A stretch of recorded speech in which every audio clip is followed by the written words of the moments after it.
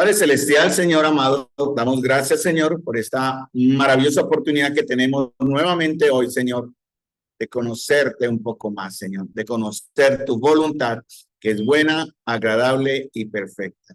Y a través de esta voluntad, Señor, que estamos conociendo por medio de tu palabra, nos acercamos más y más, Señor, a una perfección que se completará, Señor, que será total y absoluta en tu presencia, pero en nuestro proceso humano, en nuestro trasegar por esta vida, como peregrinos, Señor, en camino hacia la gloria, tenemos que buscar cada vez más perfeccionarnos y llegar poco a poco a la imagen lo más cercano posible, de gloria en gloria, a la imagen de Cristo Jesús en nosotros.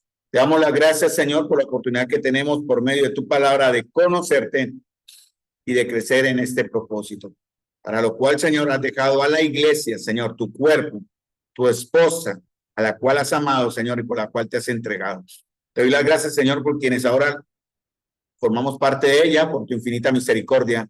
Te ruego, Señor, que abra nuestro entendimiento y nuestros corazones para comprender el propósito eterno, Señor, por el cual, como dice tu palabra, desde antes de la fundación del mundo fuimos escogidos. Te doy las gracias, Señor, en el nombre de nuestro Señor Jesús. Amén. Muy bien, mis amados hermanos. Vamos entonces al libro de Efesios. Estamos viendo Efesios capítulo 4, versículo 11. Ahí estamos para entender un poco más. Efesios 4, 11. Pero antes de Efesios 4:11, venimos en un contexto que nos permite comprender por qué Pablo está hablando lo que está hablando aquí en el verso 11 y por qué va a terminar en el verso 16 con algo maravilloso. Francisco habló hace un momentico, lo escuché hablar de la felicidad, creo que fue lo que obtenemos aquí más lo que vamos a obtener en la gloria, ¿cierto? Bueno, una de las cosas que generan o le causan a Dios felicidad es precisamente entender lo que hoy vamos a ver si es posible en el verso 12, porque la felicidad es parte de la perfección que estamos adquiriendo, se llama gozo. Algo que vamos a ver este domingo en la gracia de Dios en la enseñanza tiene que ver la relación entre el gozo y santidad. Interesante, ¿no? Porque al entender esta verdad que vamos a seguir viendo hasta el verso 16, porque toda la palabra dice la escritura, vosotros escudriñáis las escrituras, dijo el Señor en Juan, porque en ellas os parece que tenéis vida eterna, pero ya son las que dan testimonio de mí. Entonces, cada parte de la escritura tenemos que llevarlo a la imagen de Cristo. ¿Qué nos habla de Cristo? ¿Qué nos dice de Cristo? Cada parte que hablamos de la verdad. Intrínsecamente detrás de esa gran verdad está el evangelio. O sea, uno puede escoger un verso de la palabra de Dios y encontrar ahí el evangelio. Si uno no lo sabe contextualizar, si lo sabe entender en la totalidad de la palabra, uno encuentra el evangelio ahí explicado. Y detrás del evangelio, aquel que es el propósito del evangelio, que es presentar a Cristo. Eso es lo que dice Colosenses capítulo 2, presentar perfecto en Cristo a todo hombre. Entonces, el Señor para la iglesia, vamos a entrar en el tema.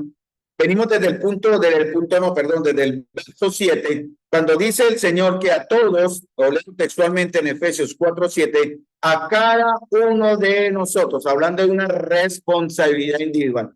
Recuerden, mis amados hermanos, que al abrir la palabra de Dios, no abrimos solamente un libro, pues físicamente abrimos un libro, pero en ese libro está plasmado el pensamiento de Dios. Y ese pensamiento de Dios que está aquí no es casual, no es subjetivo, el pensamiento de Dios es directo y está en su mente mucho antes de que nosotros fuésemos creados. Eso dice la Escritura, y en mi oración mencioné algo de Efesios capítulo 1, versículo 4, según nos escogió en él antes de la fundación del mundo, para que fuésemos, ¿qué? Santos y sin mancha. La parte que vamos a ver hoy, si alcanzamos para perfeccionar a los santos, tiene que ver con este propósito de Dios. Entonces, amados hermanos, mi oración es porque ustedes y yo, pero a mí siempre tengo que ir adelante un poquitico, ustedes me está impactando esta verdad para vivirla. Esto no es simplemente conocimiento teológico, que es bueno, ¿no? Nos da una ventaja sobre otros ignorantes, que no conocen nada de la verdad de Dios, y nosotros nos acercamos un poco más a entender el camino de salvación, a comprender en el camino donde vamos y a dónde tenemos que llegar. Pero eso no es todo, hermano, esto tiene que ser vivencial. Lo que estamos viendo acá a través de Efesios es vivencial. Pablo está revelando un misterio, y cuando habla de misterio es un secreto escondido, pero de Dios. No es un misterio humano, no es algo que el hombre revela por sí, porque el hombre no tiene más que revelar sino el pecado y la degradación. Pero el Señor quiere reflejar a través de su palabra el estado en el cual la iglesia debe llegar. Por ejemplo, si buscáramos en la Biblia en los temas voluntad, vamos a encontrar que se repite muchas veces cuál es la voluntad de Dios. Francisco mencionó una que está en Romanos. La voluntad de Dios es buena, agradable y perfecta. Por ejemplo, en Efesios capítulo 5, versículos 18 al 17, creo que es que dice, principios del capítulo 5, perdón, dice, porque la voluntad de Dios es nuestra santificación, que os apartéis de toda fornicación. Entonces, la palabra santificación tiene que ver con un acto, con una acción que es no ser perfectos, obviamente, no ser intachables en la perfección absoluta, que es imposible, pero sí asemejarnos, acercarnos a entender lo que significa santidad, que es ser apartados para algo. La iglesia fue santificada, fue apartada para algo, pero para poder cumplir ese propósito, el Señor nos ha dado a todos y cada uno un don, ¿no? Nos ha dado una capacidad, nos ha dado una gracia, ¿no? Y vimos el jueves anterior que es una gracia conforme a la medida del don de Cristo. Es una gracia que es dada conforme a la capacidad de cada uno. Es una gracia que, como viene del cielo, tiene que ser administrada. Es una gracia que no le va a faltar a nadie de los que somos creyentes. Es una gracia que se debe vivir bajo ciertos ministerios. Hoy vamos a ver los 5 ministerios de los cuales se disgregan todos los dones que están en Romanos capítulo 12 y en 1 Corintios capítulo 12 y en 1 Pedro capítulo 4. De ahí es donde vamos a entender dónde nos tiene el Señor individualmente como creyentes en un cuerpo llamado iglesia, ¿no? Nosotros, la parte viva, no el edificio, sino la parte viva y humana de los creyentes, la unión de los creyentes, conformamos la iglesia. Los dones son dados individualmente, es lo que nos dice Efesios 4:7. Los dones no se deben descuidar porque es una responsabilidad, ¿no? Entonces, 1 Timoteo 4:14, Pablo dice, no descuides el fuego del don que hay en ti, que te fue dado por la imposición de manos. Y le dice a Timoteo precisamente eso también. Y en 2 Timoteo capítulo 2, versículo 16, versículos 1:6, 2 Timoteo 1:6, da la misma. No descuides y no permitas que se apague. Entonces, hermanos, yo debo asumir mi propia responsabilidad al haber recibido como un don de gracia la parte que Dios me da para capacitarme y vivirlo en el cuerpo local. Entonces, por eso los dones que son diferentes a los talentos, capacidades o habilidades son dados, y así fueran identificados como talentos, capacidades o habilidades, son dados todos para la gloria del Señor y enfocados en el crecimiento. Dice la escritura en 1 Pedro 4:10 que seamos buenos administradores de la multiforme gracia de Dios. Por tanto, mis amados hermanos, los dones se ministran a otros. El don es algo que usted no nace con él, lo recibe, pero se debe dar para otro. No es para guardar. Sus talentos, capacidades y habilidades también dadas por Dios son entregadas por el Señor para ayudar y ministrar a otros. Vamos a Efesios capítulo 4, versículo 11. Entonces, dice 11 y 12. Y él mismo constituyó a unos apóstoles. Fíjense que está en plural, ¿no? No dice constituyó a un apóstol o a un profeta, ¿verdad? A un evangelista y a un pastor y maestro, es plural, o sea, más de uno. Más de uno pueden ser 2, 3, 4, 5, 6, los que sean. De todas maneras, independientemente del don que está respaldando estos 5 ministerios que están aquí, hay unas condiciones en la Biblia que están en 1 Corintios que hablan sobre el uso de esos dones y la administración de esos dones. O sea, cómo se deben hacer decentemente, con orden, ¿verdad? Da una serie de principios que deben aplicarse en la iglesia. Muy bien. Entonces, el propósito de los dones, pero dice aquí que es plural, dice él mismo, hablando del Señor Jesús, constituyó, o sea, entregó, nombró, encargó a unos hombres o mujeres, porque también aquí no admite el género, es igual para hombres y mujeres en la coigualdad en Cristo, pero bajo los roles que el Señor está mostrando en la Escritura, dice, constituyó unos apóstoles, profetas, a otros evangelistas, a otros pastores más. Todo campo donde comienza la iglesia debe contar por lo menos con estos 5 ministerios. La iglesia nuestra necesita apóstoles, profetas, evangelistas, pastores y maestros que están en un solo, 2 en 1, pastores y maestros. Pero no se preocupen, no estamos volviéndonos carismáticos de iglesias locas como las que vemos ahí. El ministerio, el ministerio apostólico que se menciona acá, tiene su inicio, ¿verdad? En los primeros que fueron enviados, o sea, los apóstoles. Y eso está en Efesios capítulo 2, versículo 20. La iglesia comenzó siendo edificada, dice en Efesios 2:20, sobre el fundamento de los apóstoles y profetas, o sea, los mismos dones para estos ministerios, siendo la principal piedra del ángulo Jesucristo mismo. Los discípulos, siendo los primeros enviados, fueron los que empezaron a edificar la iglesia poniendo una base. La base tiene una piedra angular, o sea, una piedra central que se llama Jesucristo. Lo dice aquí en el verso 20 y lo dice en 1 Pedro también. Dice, en quien todo el edificio bien coordinado va creciendo para hacer un templo santo en el Señor, y en quien vosotros también sois juntamente edificados para morada de Dios en el Espíritu. O sea, toda esta edificación se basa en la piedra angular que se llama Jesucristo. Y sobre Jesucristo dice, en quien todo el edificio, o sea, es en la piedra angular, no es en el fundamento de la otra, es en la piedra angular, es el edificio entonces bien coordinado crece. Entonces, los dones que están acá, los ministerios deben conformar una iglesia moderna. Y me explico de manera clara. Esto no es paratula doctrinal, no es un vacío doctrinal, no es una enseñanza espúrea y mentirosa, es una verdad muy mal aplicada por otros hermanos, y una doctrina muy pobremente enseñada. Si vamos a lo que la Escritura dice, y en realidad lo entendemos como la Escritura no lo muestra claramente, vamos a comprender cuál es el propósito de estos 5 ministerios que están en Efesios 4:11, que deben conformar tu iglesia. Una iglesia debe empezar con apóstoles, debe tener profetas, ya les explico qué significa, debe haber evangelistas, que es diferente al ser evangelizador, ¿cierto? Del don del evangelista, y debe haber pastores y maestros.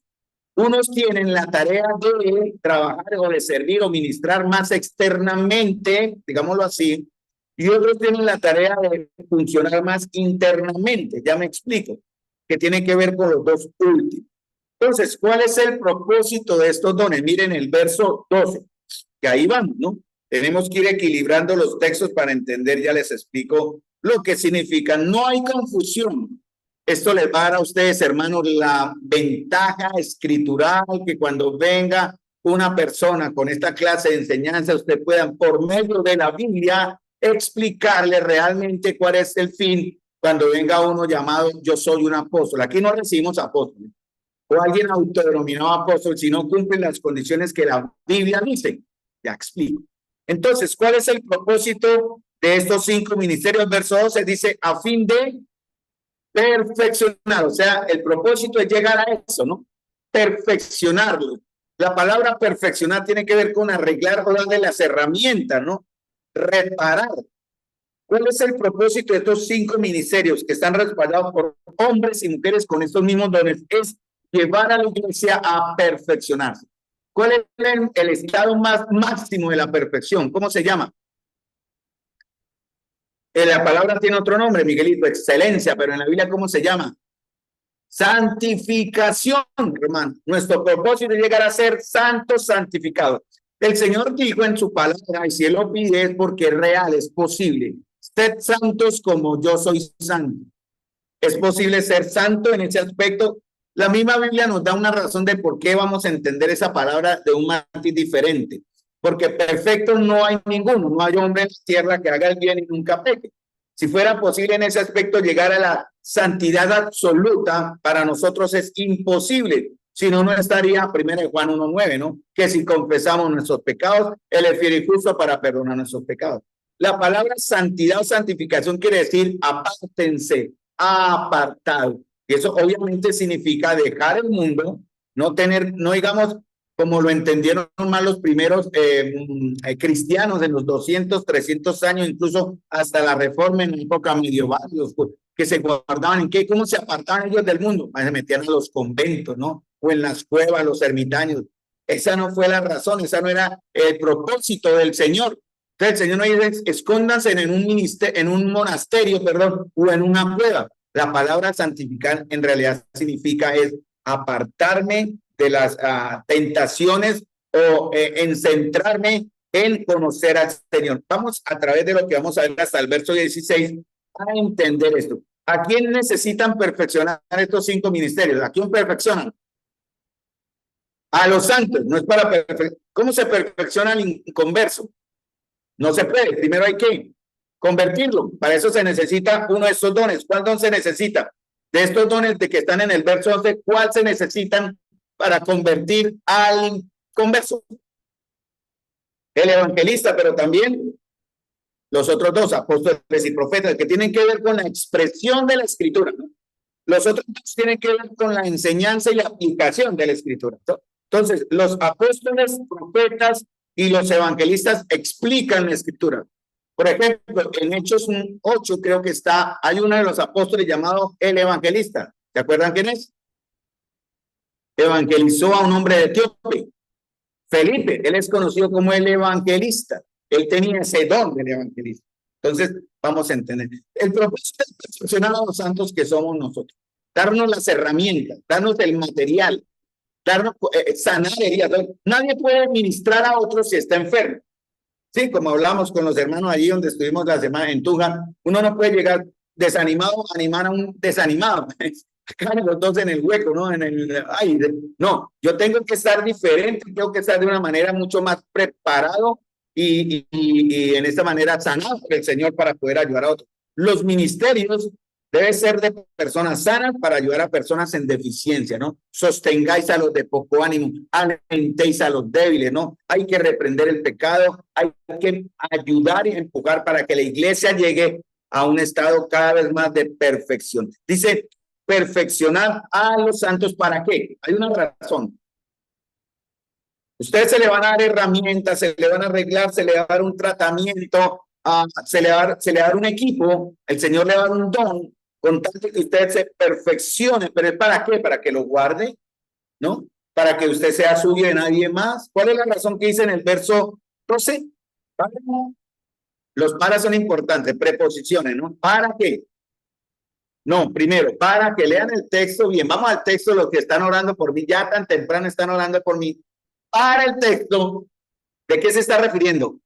Dice, para la obra del ministerio. Muy bien, entonces, lo primero es, no hace segundo, primero, se les van a dar herramientas a ustedes, se van a reparar sus vidas, se les va a arreglar, se les va a dar un equipo, se les va a dar el Señor. Eso lo hacen estos 5 ministerios que están acá. ¿Para qué? Para el fin de llevar a los santos para la obra del ministerio. ¿De la obra qué significa? ¿Qué significa la palabra obra? Es fácil. Para la obra del ministerio. En el contexto, Miguelito no tiene todavía mucho, no se aplica a construir, se aplica más por el otro lado. Para la obra del ministerio. No hay idea de construir todavía. De trabajar muy bien. Por gracia soy salvo. Pablo le decía a los de Tesalonicenses, mire, yo doy gracias a Dios porque ustedes no han olvidado, están demostrando la obra de nuestra fe, el trabajo de vuestro amor y la constancia, porque la constancia en la esperanza que el Señor nos da también implica obrar. Obrar es actuar, ¿no? Efesios 2:10, ¿qué dice? ¿No?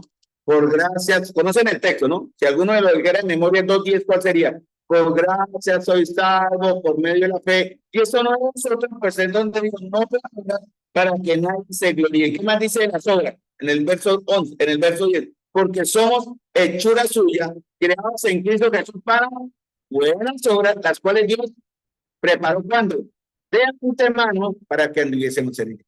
Entonces vamos a ser preparados por estos 5 ministerios para obrar, actuar, ¿para qué? Dice el ministerio. Entonces, ¿cuál es el ministerio suyo?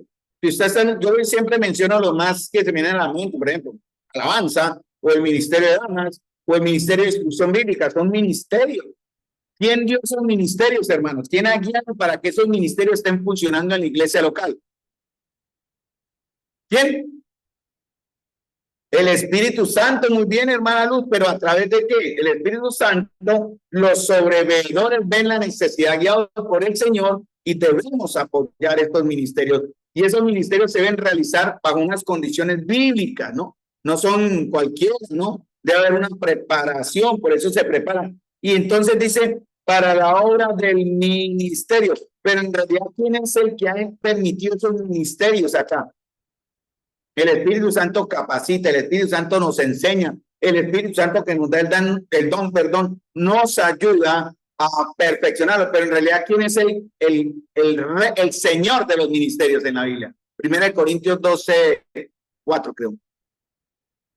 Cristo Jesús, recuerden, el Espíritu Santo da los dones, Cristo da los ministerios y Dios da el resultado para que todo sea Dios glorificado, ¿no? Entonces, para la obra del ministerio es un servicio.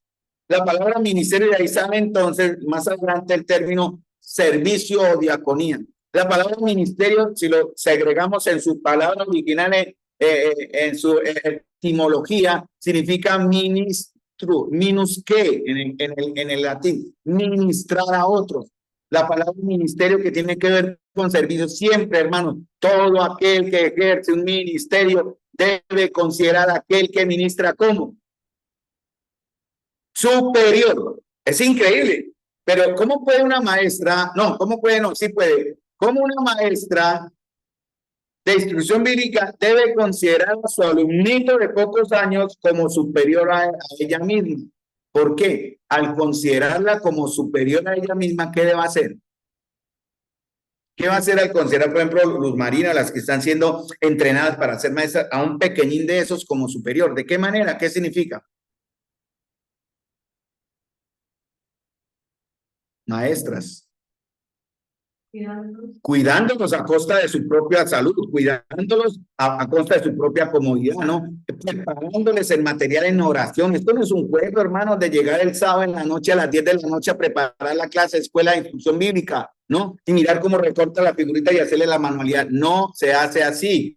Debe ser muy anterior, con mucha preparación de oración, hermano, de palabra, hermano, y siempre enfocando, como decía Pablo en Tesalonicenses, para que ellos vean como los de Tesalónica vieron en ellos esa entrega y ese sacrificio. Eso significa, maestra, si un niño falta, ¿qué hay que hacer? Cuando un niño falta, estoy dando el ejemplo rápido para las maestras, o en damas también, cuando alguno falta, ¿qué se hace? Ya vienen empapados en oración, ya hay que estar orando por ellos, pero ¿qué más hay que hacer? Señor, ¿cómo? Pero si no viene, muy bien, llamarlo. Ideal sería ir hasta allá y no vaya usted solo, ojalá vaya con la otra maestra, también a dos maestras, ir donde el niño, conocer. Si hay una situación con los padres, ustedes mandan al bienestar familiar, o sea, a los ancianos, dicen, los denuncian, ¿no? Entonces pasan el dato y los ancianos pasan a efectuar el otro tratamiento. Pero si ustedes van en el Señor, ustedes pueden ejercer una labor de sanidad en unas cositas pequeñas que pueden ver ahí. Los niños van a tener mucha confianza en ustedes, hermanos. Eso también significa verlos como superiores a ustedes mismos. Es un ejemplo rápido. ¿Qué más dice Efesios 4? Perfeccionar a los santos para la obra del ministerio, ¿no? Entonces, dice, para también el otro paso importante. Cuando esto se cumple, ¿qué pasa? ¿Cuál es el otro para que está en Efesios 4:13? 4:12, perdón. ¿Qué significa edificación, hermano? ¿Qué significa edificación? ¿Cómo va? Construir. Y cuando decimos construir, ¿qué significa? Construir, pero, por ejemplo, mire, el centro comercial que está allí lo tienen planeado para fin de año. Y uno ve que la construcción se quedó estancada. No, ¿cierto? Eso estaba un hueco, no hace nada, y hicieron, usted conocen el lote allá, ¿no? Y eso hicieron subterráneos grandes y levantaron esas columnas, yo las vi ayer inmensas, y tiene por lo menos 3 pisos. O sea, la construcción, ¿qué pasa con esa construcción?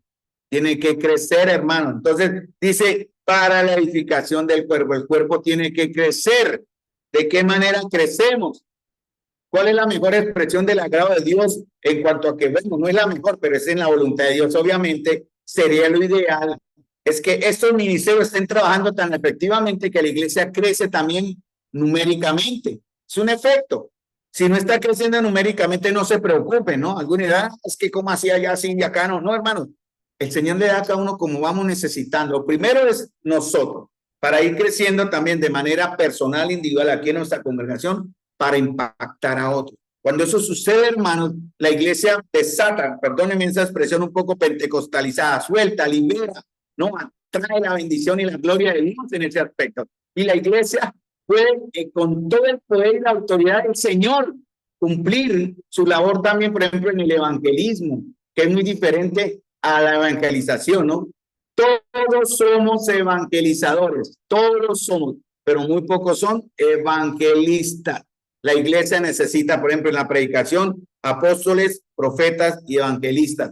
Llegar allá, traerlos acá para que sean cuidados por los pastores y alimentados, perdón, y enseñados por los maestros. ¿Qué significa la palabra apóstoles? A ver, vamos a recordar, ya dimos la instrucción rápidamente para que me den la idea, no, el concepto correcto en la Biblia, no es la idea. Yo no les doy una idea y que ustedes terminen ahí como adivinando, no, señor. Eso tiene su apoyo, obviamente, en la escritura, mis amados, ni más faltaba. Bien. ¿Y Miguel cómo cree que es un apóstol? También, bueno, no le eche la culpa al hermano. ¿A qué? ¿En qué momento Miguel dice que todos somos enviados por el Espíritu Santo a hacerlo? Pero ¿en qué momento usted se constituye como un apóstol? No, en el momento en que ¿qué? No. Usted, recuerden que esos son dones que Dios da. Antes le dice a usted le voy a dar el don, un ministerio llamado de apostolado, pero va a respaldar por ¿en qué momento eso se va a ver?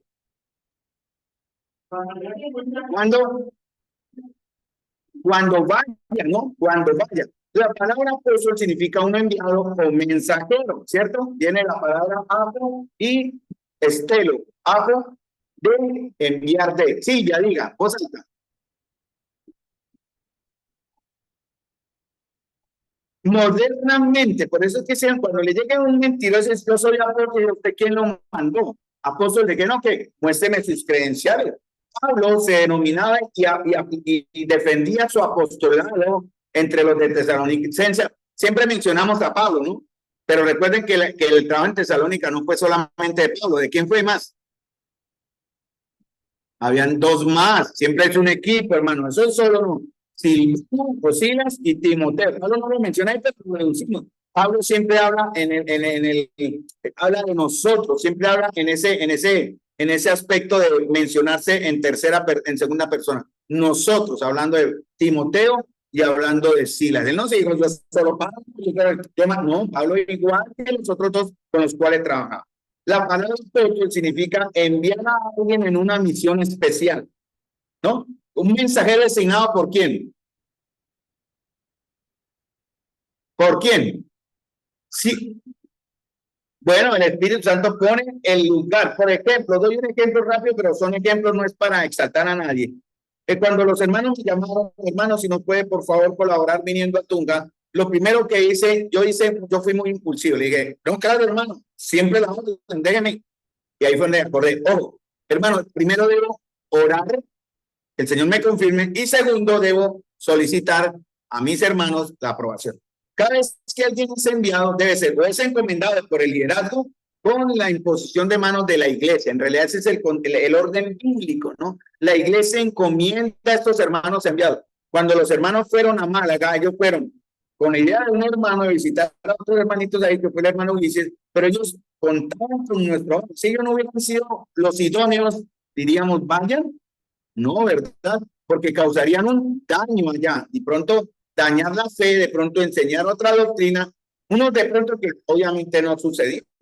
Entonces van con la bendición del anciano, que es el que mira. El anciano no es la autoridad de Dios, ¿no? La autoridad de Dios se va mostrando a través de la iglesia, a través de los líderes, obviamente, pero que tenemos que estar, por eso se llama sobreveedores, ¿no? No dominadores o conquistadores, simplemente vemos que la cosa se haga de acuerdo a lo que el Señor dice en su palabra. Un mensajero designado o enviado como misionero o es un representante especial de alguien que lo envía con una responsabilidad especial. Les voy a dar rápidamente algunos textos. Les prometo que esta vez estas notas se las mando al interno para que ustedes lo lean. Cristo es llamado apóstol en Hebreos capítulo 3, versículo 1. Los 12 fueron enviados con una misión primaria que fue extiendan el evangelio. Y ellos colocaron las bases, como dicen, el fundamento de los apóstoles. Aparte de este fundamento no hay otro, o sea, no hay otro Cristo, no puede haber otro Salvador, no puede haber otra base de redención. Pablo nos enseña, por ejemplo, en Romanos, todo lo que son los ladrillitos del fundamento de la doctrina, ¿no? La redención, la justificación, la propiciación, el perdón de pecados, todo eso. Entonces, estos fueron los primeros, pero modernamente los conocemos, y Silvia ya los mencionó, como los misioneros. Siempre una persona que llega y forma un campo blanco, obviamente va a ser respaldado por alguien más, en este caso los misioneros que fueron enviados por sus asambleas originarias. Pero si llegara aquí alguien ya en nuestra iglesia constituida y dice, soy apóstol, pero soy el apóstol ¿de quién? Ah, no, que vengo de tal iglesia. Bueno, muéstreme las cartas y llamamos a la iglesia. Es verdad que entonces sí, considerémoslo, pero no que venga a decir, es que soy el apóstol cuya voz de Dios habla por mí y que sea, no, tampoco. El apóstol está llamado a qué. Si alguien hubiera un apóstol que va a abrir un campo blanco, o por ejemplo, nosotros fuimos como apóstoles, en cierta manera, para que me entiendan la palabra.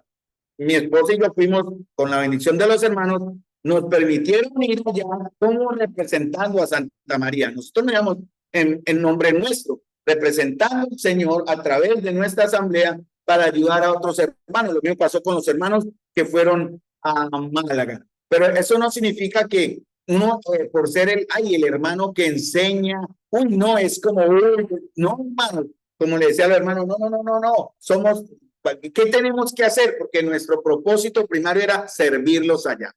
Eso sí nos sacaron el juguito, pero contentos, felices porque hicimos la obra de Dios. Ese es, por lo menos fue el propósito de Martaliana y nosotros, no era descanso, fue servir al Señor. Lo he llamado apóstol. Silvano y Timoteo, Pablo los considera como apóstoles en 1 Tesalonicenses 2:6.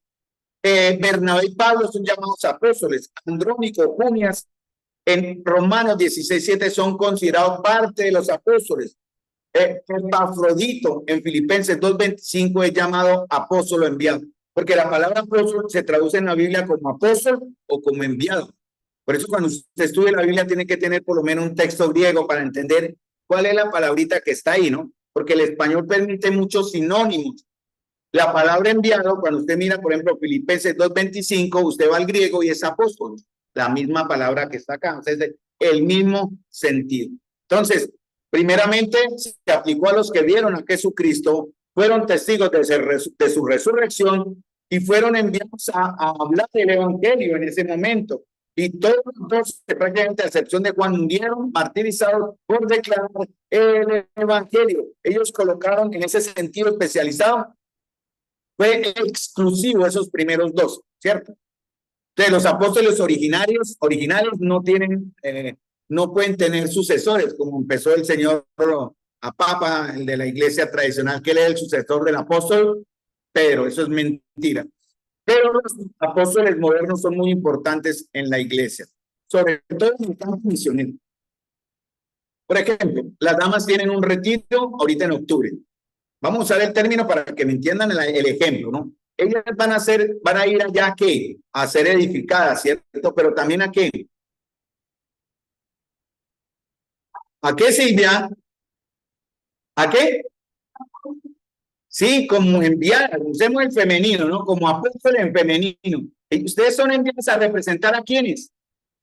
A esta asamblea. Allá vienen las hermanas de Bucaramanga, de Santa María. Si ustedes, entre comillas, ¿no? Son ejemplos para que me entiendan la idea de la palabra. Si las hermanas dan un mal testimonio de Bucaramanga ya, las que fueron enviadas, como en el término que entendamos, apóstoles en el sentido femenino, ¿están qué? ¿Qué están haciendo?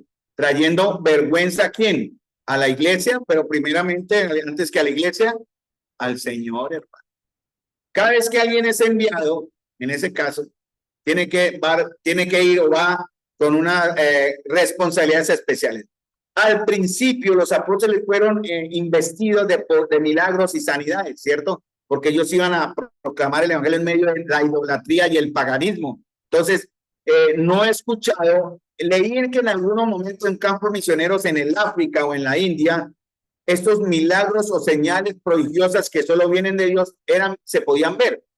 Pero últimamente, por ejemplo, Carey, creo que fue él el que fue misionero a la India, fueron casi 30 años de ministerio. Guillermo Carey, creo que es, él era zapatero, el Señor lo llamó y él fue a la India a servir a la India. En sus escritos, en sus memorias, en el testimonio, nunca se menciona un milagro, ¿verdad? O sanidad extraordinaria. Eso fue dado al principio, ¿no? Entonces el misionero va a proclamar el evangelio y a reunir a esos convertidos en una iglesia local. ¿Entendimos ahí? Ese es el término correcto según la Biblia. ¿Cuál es la siguiente que sigue? Entonces, los apóstoles, mientras van pensando en lo otro, establecer iglesias y asegurar que estén fundamentadas en la fidelidad y el señorío a Cristo. Mantener y enseñar la doctrina o la fe doctrinal del Nuevo Testamento o del evangelio correcto, ¿no? ¿Cuál es el otro que sigue? Profetas. Entonces, ¿dónde está la revelación de Dios, hermanos amados? Uy, ya se acabó el tiempo, Jesús. Jesucristo mío. Oiga, yo aquí puedo seguir como Pablo hasta la madrugada hablando, no importa. Vamos a terminar con el segundo y el próximo jueves terminamos los otros tres, ¿cierto? Porque ya adelantamos algo del 12, no importa. ¿Cuál es el segundo para terminar? Profetas. ¿Qué significa profeta? Voy a primero la pregunta. ¿Dónde está toda la revelación de Dios? ¿Cierto? ¿Hay nuevas revelaciones? No, no debe haber nuevas revelaciones que salgan de lo. Si alguien dice que mañana va a llover y Dios me reveló que mañana quiero ver, ¿qué le podemos decir a ese hermano? Que no. No podemos decirle nada. Bueno, bendiga y esperar a que si mañana llegue, porque no le podemos decir mentiroso de Dios me dice que mañana no va a llover. Bueno, y Dios lo profetiza que, bueno, hermano, esperemos a ver, ¿cierto? Y mañana llueve. ¿Qué le podemos decir a ese hermano? Mentiroso. Si se aplicara la norma bíblica de la ley que era, muere, por dar un ejemplo, ¿no? Una montaña de pie y lo apedreamos si fuéramos legalistas. Pero lo que tiene que ver con la escritura sí es probable ahora. No hay que esperar mañana, ¿no? Si alguien dice, Dios nos reveló y habla de algo espiritual. Bueno, vamos a la escritura. Muéstrenos en la Biblia. La Biblia no se contradice para nada, nunca. Cada vez que usted se siente a leer la palabra y encuentre por aquí algo que no concuerda con algo, el problema no es de la Biblia, es suyo. Entonces usted tiene que volver a la escritura. Para entender el exégesis la Biblia hay que leer la Biblia, después vuelva a leer la Biblia y por último termine de leer la Biblia. Porque hay que leer, por ejemplo, yo en los textos que estoy viendo de Tesalonicenses, leo, releo, vuelvo a releer y aparto palabras y miro palabras y bueno, estoy en el proceso y este domingo vamos a hablar de Efesios capítulo 1, versículo 10 al versículo 12. 2 versos nada más que nos hablan de cuál es la alegría de Dios. A mí me gustó entender por otros comentaristas cómo ellos se enfocan y créanme que en mi tiempo de creyente no lo había visto así. ¿Cuál es la alegría de Dios según 1 Tesalonicenses 1, 10 al 12? Interesante. Vamos a ver si puedo explicarlo bien. ¿Usted quiere ser profeta? La palabra profeta de acuerdo al término bíblico, ¿no? Lo que dice la palabra. No necesariamente es alguien que habla, puede ser que habla del futuro, ¿no? Antes de que la escritura estuviese terminada, habían profetas que profetizaban, entre comillas, el futuro, ¿cierto? Eso es posible, ¿cierto? Pero la palabra profeta en el texto, lo que significa la palabra, es un narrador, alguien que declara el mensaje de Dios. ¿Dónde está el mensaje de Dios? La Biblia. Cuando usted lee la palabra de Dios, ¿usted qué está haciendo? ¿Qué función está cumpliendo? ¿La qué? ¿Puede hacer más alto, hermanita? Sí, cuando usted está haciendo eso como un narrador, usted está leyendo la palabra de Dios, ¿usted qué está haciendo? Una profeta. Por eso en 1 Corintios dice, toda mujer que habla o profetiza, nosotros entendemos eso, profetizar, ¿qué? Toda mujer que ora o habla, o lee la palabra, lee, no le enseña, porque eso iría en contra de algo que la Biblia dice, ¿cierto? No hay contradicción, ¿no? Es que el feminismo, que no, es que la Biblia dice, no se puede enseñar, porque hay varones que tenemos esa tarea. No demerita que en su contexto maestras, mujeres enseñen a niños, no, es diferente, ¿no? O a jóvenes aún inmaduros en la fe y neófitos, enseñarles la verdad. Yo tuve buenas maestras del evangelio. Puedo mencionar a la hermana Marcia, puedo mencionar a la hermana Cecilia Mora, que me educaron a mí, me enseñaron como mis maestras de instrucción bíblica. Pero ¿qué significa la mujer que ora, profetiza con la cabeza descubierta? ¿Qué dice?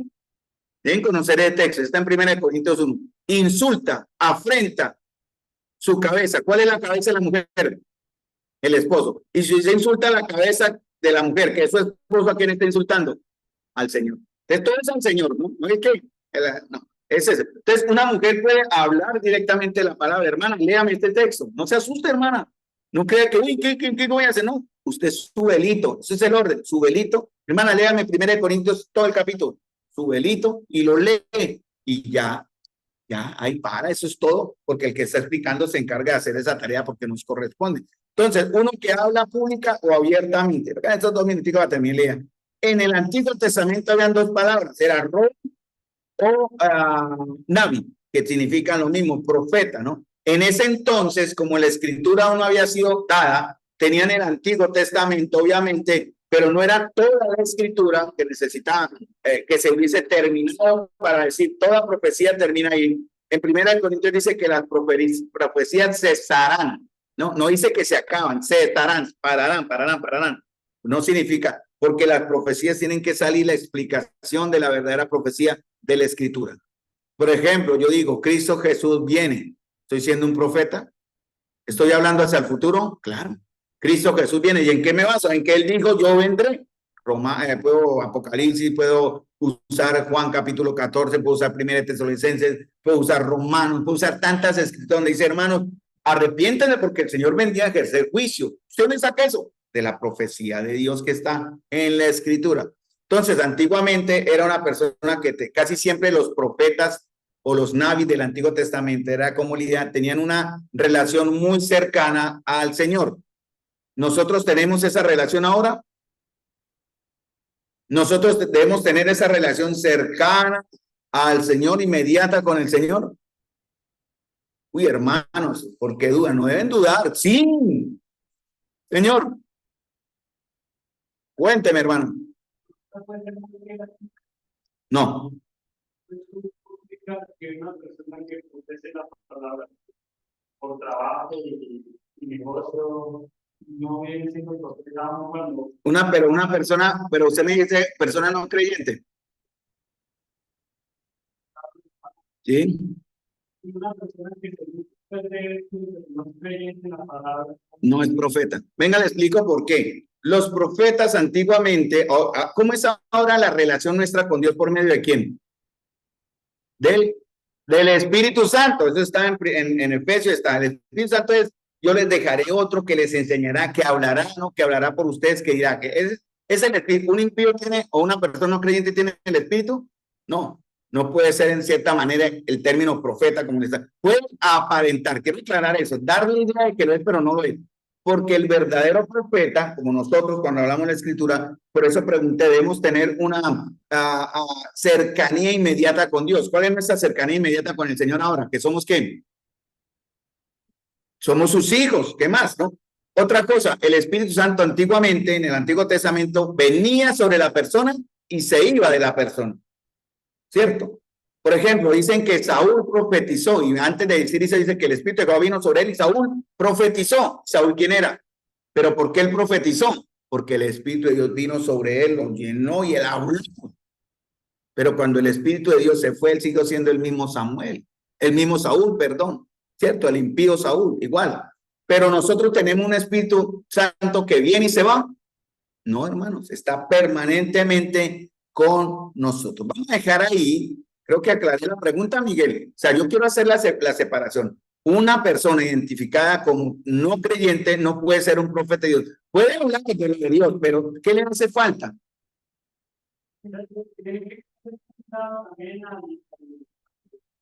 al apóstol, porque si no es el Espíritu Santo que lo hace hablar, pues simplemente no sirve. Tiene que haber ligados, es el término, con el Espíritu Santo más bien.